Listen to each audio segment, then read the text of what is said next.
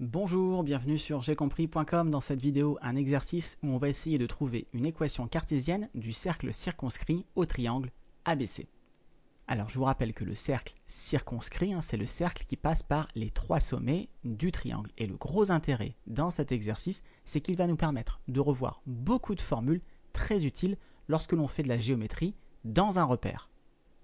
Allez, sans plus attendre, je vous laisse faire pause, cherchez bien cet exercice et on se retrouve tout de suite après pour la correction en détail. Allez, c'est parti pour la correction et le premier conseil important dans ce type d'exercice, comme vous avez des coordonnées qui sont très simples, c'est de faire vous-même un repère orthonormé, de placer les points, ça va vous permettre au fur et à mesure de l'exercice de contrôler vos réponses. Donc c'est ce que j'ai fait ici, donc j'ai pris mon repère orthonormé, je vous rappelle, orthonormé ça veut dire que les axes sont perpendiculaires et que les unités sont les mêmes sur les deux axes. Ici j'ai pris deux petits carreaux. J'ai placé mes points A, B et C et effectivement mon triangle ABC il a bien l'air rectangle en A et c'est ce que je dois démontrer dans la première question. Quand on vous demande de démontrer qu'un triangle est rectangle, au collège ou en seconde, il faut penser à la réciproque du théorème de Pythagore. En fin de lycée, quand on est dans des repères orthonormés, il faut penser à utiliser le produit scalaire. Alors, je vous rappelle que d'une manière générale, les droites AB et CD vont être perpendiculaires, et bien si et seulement si le vecteur AB scalaire le vecteur CD égale 0. Et ici, comme on est dans un repère orthonormé, eh bien on va utiliser pour calculer le produit scalaire la formule avec les coordonnées.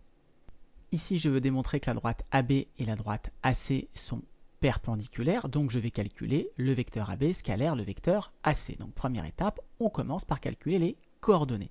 Je vous rappelle que les coordonnées du vecteur AB, c'est les coordonnées de l'extrémité moins les coordonnées de l'origine. Donc pour le vecteur AB, ça va me donner moins 3, moins 5. Alors on fait attention avec les signes. Moins 5, ça fait plus 5. Donc moins 3 plus 5, ça fait 2. Même chose avec les ordonnées. Extrémité moins 1, moins origine 2. Moins 1, moins 2, moins 3. Au passage, on peut vérifier que c'est cohérent avec le dessin. Pour aller de A à B, j'avance de 2 unités sur l'axe des abscisses et je descends de 3 unités sur l'axe des ordonnées. On fait la même chose pour le vecteur AC, je vous laisse vérifier les calculs et ensuite on va calculer le produit scalaire. Donc je multiplie les premières coordonnées entre elles, donc 2 fois 6, plus les secondes coordonnées, moins 3 fois 4. 2 fois 6, 12, plus moins 3 fois 4, moins 12, ce qui donne bien 0. Donc j'ai bien démontré que j'avais un angle droit ici et que mon triangle ABC était bien rectangle en A. Allez, on passe à la question 2. Alors déjà, on vous demande une équation cartésienne de cercle. C'est très important d'avoir son cours en tête. Si vous connaissez les coordonnées du centre du cercle, son rayon, eh bien vous devez être capable d'écrire une équation cartésienne de ce cercle avec la formule que je vous ai encadrée.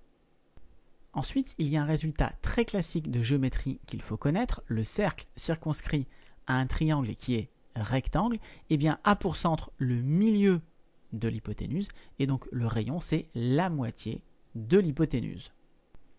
Bilan de tout cela, pour répondre à cette question 2, en fait, il faut déterminer les coordonnées du centre du cercle circonscrit au triangle ABC, mais comme ABC il est rectangle en A, je sais que le centre du cercle va se trouver au milieu, donc du côté opposé à l'angle droit, c'est-à-dire qu'il va se retrouver au milieu du segment BC.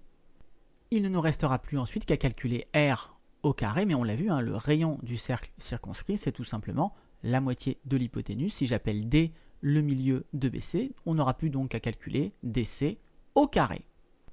Alors vraiment, si vous n'aviez pas réussi à faire cette question 2, je vous invite de nouveau à faire pause, essayez de la terminer tout seul. Pour vous aider, je vous ai mis 2 formules qui vont vous être utiles.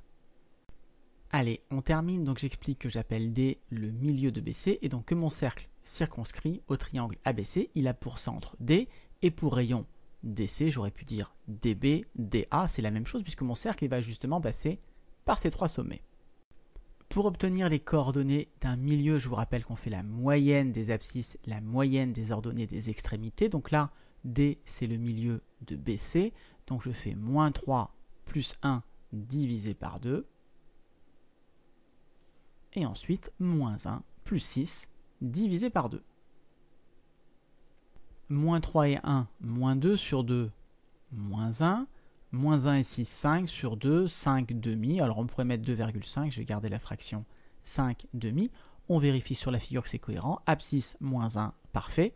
Ordonnée, 5 demi, 2,5, très bien également. On passe maintenant au calcul de r au carré. On va utiliser la formule qui permet de calculer des distances dans un repère orthonormé. Donc on fait la différence des abscisses au carré plus la différence des ordonnées au carré. Donc j'ai recopié ici les coordonnées de C, les coordonnées de D. 1 moins moins 1, ça fait 1 plus 1, ça fait 2. Au carré, ça donne 4. 6 moins 5 demi, alors on va garder les fractions.